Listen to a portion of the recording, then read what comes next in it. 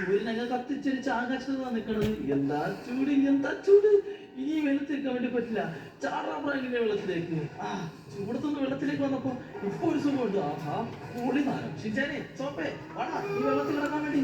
നല്ല രസമുണ്ട്, നല്ല തണുത്ത വെള്ളം. ചൂടാണെങ്കിൽ വെള്ളം തണുത്തതാ. വാടാ ഷിജാനെ ചാടാ. എനിക്ക് ചാടാൻ വേണ്ടി ഒരു പേടി.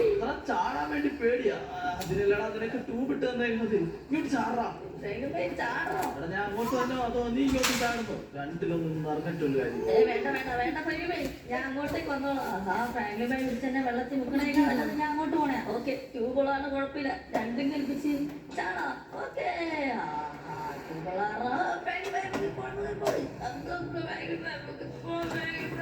മുങ്ങി പോകുന്നില്ല. നീ വെയിറ്റ് ചെയ്യാ. ട്യൂബല്ലേ തന്നെ പൊങ്ങി വരുമ്പോ തന്നെ.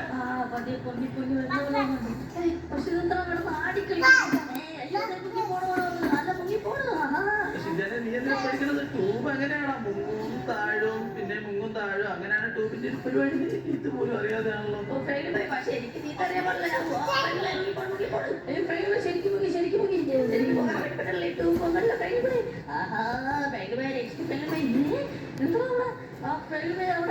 അവിടെ എന്തോ അയ്യോ ശാന്തി കിട്ടുന്നില്ല. എന്റെ ആരെങ്കിലും ട്യൂബ് പൊങ്ങിപ്പോയി.